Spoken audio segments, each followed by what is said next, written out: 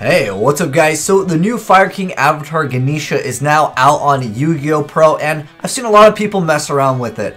But anyways, the new Fire King avatar Ganesha actually opens up the Fire King loop really easy. Now, if you guys haven't seen what the Fire King loop is, you guys will see it here in these plays. But basically, every single turn that it becomes a standby phase, you're going to blow up all of the monsters. And that's every single turn, as long as you can activate the effect, which that is part of the loop. But anyways, there's some good plays in here with the new card as well. Not only is it going to show off the loop, that you can make it pretty easy, because you're able to actually just special summon Fire King High Avatar Garunix, which is the boss monster. Now, at the end of the day, it's still the same boss monster, but this card really just helps out the deck, as you guys will see during these plays. So it's going to normally pop the entire field, but he's going to negate that effect and destroy a different Fire King. And I was like, oh, that's interesting. You can negate your own effects with that, because I didn't even think that that would be a thing that you would want to do. But you guys can see over here, he's going to go ahead and make a very big play. He's finally able to get rid of that card, so he can finally destroy that Super Agent by battle, because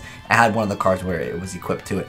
But yeah, that was a really interesting way to utilize that card, which was to not blow up your board when you have an established board. Because that was one problem that you had with the Fire Kings before. Sometimes you don't want to blow up your own board, and this really helps out the deck.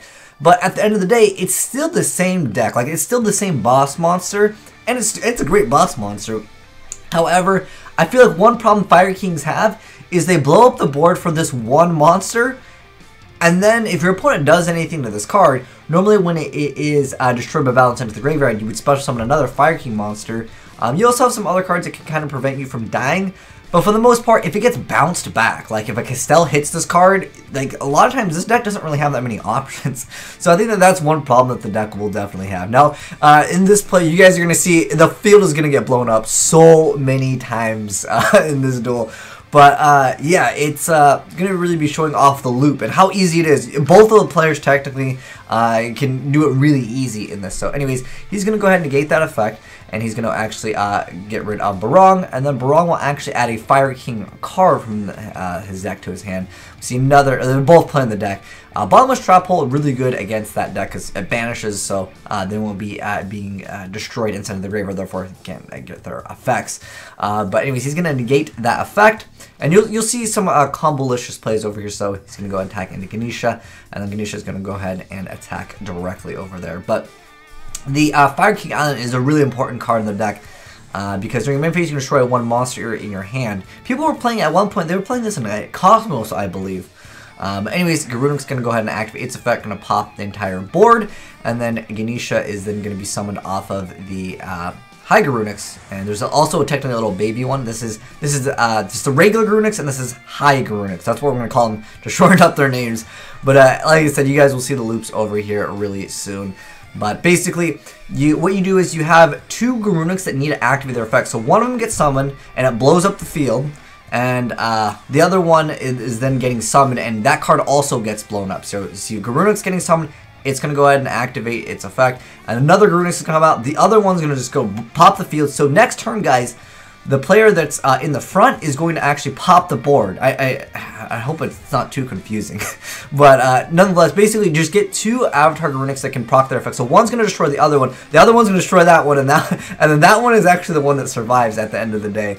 But yeah, in a nutshell, it's just basically looping the destruction of all of the monsters on board. Now he's going to be able to exceed into the Brotherhood of the Fire Fist Tiger King. He's going to go ahead and attack. But guys, remember, one day at Pepperoni was activated, so no damage this turn. So he's going to activate his effect, pop everything. This one's going to activate his effect, pop everything. And then Yaksha was activated. I don't know if this replay exactly aired out. I still feel like the other player could have made some plays here.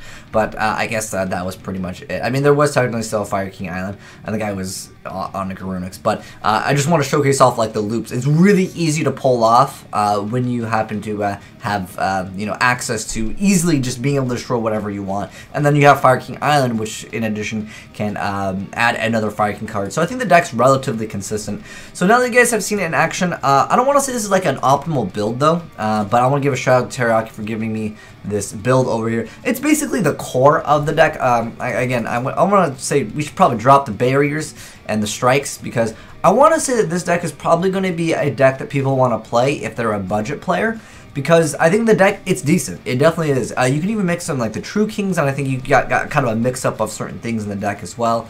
But at its core, I just want to go over some of the cards you guys might not be familiar with if you guys haven't played this. It was a pretty cheap deck when it came out, and it was decent. Like, it wasn't like, I don't know if it was during Mermail 4. I just remember it was not that bad of a deck. It wasn't tier 1, but it was definitely a deck that could hold up against some of the stuff. And if you're playing against some of the lower tier decks, this deck just like ate them alive real fast too. But anyways, Fire King High Avatar Garunix, we kind of went over it in the video, but when he's destroyed by a card effect, the next standby phase, he comes back and blows up all the monsters. And then, when this card is destroyed by battle and sent to the graveyard, you can special summon a Fire King monster from your deck, except for the same copy of itself. So basically, you get 2 of them. One gets summoned, it's going to activate its effect, the other one gets summoned, it's going to blow up the other one. And again, that's basically the loop in a nutshell. And it's really easy with Ganesha to pull it off. And then you have Yaksha. So if a face-up Fire King monster you control is destroyed, you can then special summon this card. And then if this card is destroyed and sent to the graveyard, you can destroy 1 card in your hand or that you control. So this one can kind of help out with the loops. I feel like this card's kind of outdated because you have to have it, like, it can prevent you, I guess, from getting OTK'd. Oh, there's also a few other cards I wanted to mention. Rekindling is a decent card because it lets you special summon all fire monsters, or special summons from your graveyard as many fire monsters as possible with 200 defense. And most of them in the deck have 200 defense. The new one even has 200 defense. The ones that you won't be able to get out is the boss one, which is the Fire King High Avatar Garunix, as well as the Coach Soldier Wolfbark. But this guy you normally want to, I believe it's a normal summon? No, you need, it's just you can target a fire monster in your graveyard and special summon defense position. Okay, so there's only once per turn. It doesn't have to be normal summoned. That's Satellar Knights. That's one of, wait, actually I think that works for special too. I don't know, it's been a while since I've seen them. But anyways, you can normal a specialist card, it doesn't really matter. You can get the effect via that. But he cannot be special summoned with Rekindling, so whatever, it's irrelevant anyways. But next up we have Barong. So this one has the ability to, if a face-up Fire King monster you control is destroyed by a card effect, you can then special summon this card from your hand. So again, it prevents you from getting OTK'd, but they have to be destroyed. And again, that goes back to the same problem that this deck has, which is if they bounce back this card, sometimes that's usually like the only monster you have on board, and then if you have no back row, then you're out. But that's just how this deck kind of plays. Even if you have like the loop setup, the problem is that so many decks can just OTK and make a Castell, and you'll be kind of out at this point. But anyways, yeah, he lets you add a Fire King card after he is destroyed by a card effect, and it's any Fire King card, so it's really good, except for himself. Next up, Ganesha. We already went over it. This is the newer card though. It lets you negate an effect, destroy another fire monster you control or in your hand. And then if he's destroyed, you get to special summon or you get a target, 1 fire, beast warrior, or winged beast monster graveyard and special summon, and that's how you do the loop real easy. But its effects are negated, and then also destroyed during the end phase. So the effect is pretty much not negating most of the stuff anyways, because you're going to be getting their effects via the graveyard anyways, because yeah, when it's destroyed the ants into the graveyard, then you're getting the effect anyways. But yeah, that's the new guy. So this guy, Coach Soldier Wolfbark, he's basically oriented for the rank 4 play. So you summon him, you summon another Beast Warrior monster in your graveyard. So pretty much just go for a rank 4. That's pretty much at the end of the day, that's what he does.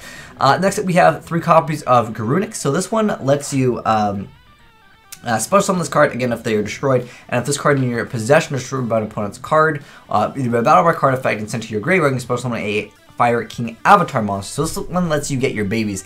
You cannot get the boss one, I believe, with this one. But yeah, that's him. I don't really think he's the greatest, but it lets you, again, be able to stall, and then on top of that, you get out another monster. I wish he had 200 defense, because then you could go for some other plays with the deck, perhaps with the Rekindling. I know Rekindling's only at 1 in the TCG. It's actually in the OCG, is it? Okay, in the OCG, last time I checked it, it wasn't even on the list, but it's at 1 in the TCG. I feel like maybe during the next ban list they can bump it up to maybe like 2, and then maybe with some new Fire King support, because this is the only one card that we've gotten recently. But Onslaught, you control no, if your opponent controls a monster, you control no monsters, you just special summon this guy. I mean, you can special summon anything pretty much from the deck, but it's like 99% of the time it's this card. But the downsides are its effects are negated and it's destroyed during the end phase. But that's fine, because once this card dies, you can actually activate its effect and it comes back from your standby phase, pops everything anyway. So really good stuff. There's really not too much of a downside with this card at all. But next up, we got 3 copies of Terraforming, because the field spell is pretty important. Then we have 3 copies of Circle the Fire Kings. Now, a lot of people use this to try to like push for game relatively early. So you target Fire King monster you control on 1 fire monster graveyard. You destroy that monster you control, and if you do, you dispel some of that other monster. You can only activate 1 per turn. If you could use multiple per turn, I think 3 is great. However, when I played Fire Kings, because I think I built this deck a while back, when it was like an okay deck, and I personally didn't like 3. It does definitely help you OTK. The problem is you can't activate multiple, so I don't really recommend 3, but you guys can make suggestions on that. Next up, there's Tensu. It can extend your combolicious plays. It's an okay card in the deck. Next up, we have 3 copies of Tenki, because it searches out any of the Beast Warrior type monsters, and then they gain 100 attack. It's an okay card in the deck. I mean, it's basically a Rhoda for them, although you can't really search out this card. But sometimes you actually kind of want them in the deck, but it's kind of fine now because like this card is just so strong and it really helps with the consistency of the deck in the first place. And also the Fire King Island. So this one you can destroy. Well, actually it has a few effects. Let me go over all of them because I know my face cam is blocking it. Anyways, if this face-up card in the field is sent to the graveyard or banished, you have to destroy all monsters you control. And that's actually not too much of a negative effect. You can only use 1 of the following effects of it once per turn and only once that turn. So the first effect is during your main phase, you can destroy 1 monster in your hand or you control. And if you do, you get to add a Fire King monster from your deck to your hand. Most of them, this is basically like the key card in the deck, and it doesn't get its effect until the next standby phase. So in a sense, you can argue the deck is kind of slow, and that's kind of a problem the deck can have, but it lets you add any Fire King monster. And the second effect is if you control no monsters, you can special summon 1 Fire Wing Beast monster from your hand. So that can kind of extend your plays. Like I said before with Tensu, maybe you can extend your plays even more with like this. Like you get extra summons. I'm not a fan of the Tensu, honestly, but again, this is just kind of like a overview of the deck and some cards that I wanted to go over. There's nothing really new in the extra deck that came out. I mean, Tornado Dragon's a pretty cool card, but it's available for everyone. But other than that, yeah, I just kind of wanted to go over some of the Fire King stuff. But let me know, guys, what you think of it. Do you guys think it's pretty good? Overall, I think it's a really great card for the archetype. But again, it still just makes the deck do the same thing, only a little bit better. Which some will say, well, that makes the deck good. I don't think Garunix is good anymore. Like, it's just an outclassed card, especially when you could just, you know, banish the card. If you bounce it back, it's not getting destroyed. And then all of your monsters, because you're going to usually have no monsters on board when this card is out. And then you have to follow up with a back row. So you guys can, you know, talk a little bit about it. I think that, like, against this deck, a lot of people will be trying to OTK. So some of, like, the Mirror Force cards, like the one that, like, puts them all face down, those are great because then all of the monsters' effects are negated. The card comes back and it's going to pop everything. Yeah, I think that would be a great addition to this deck. I think it's called Quaking, right? Quaking, don't know how to spell Quaking, where it flips them all face down. Yeah, they can't change battle positions.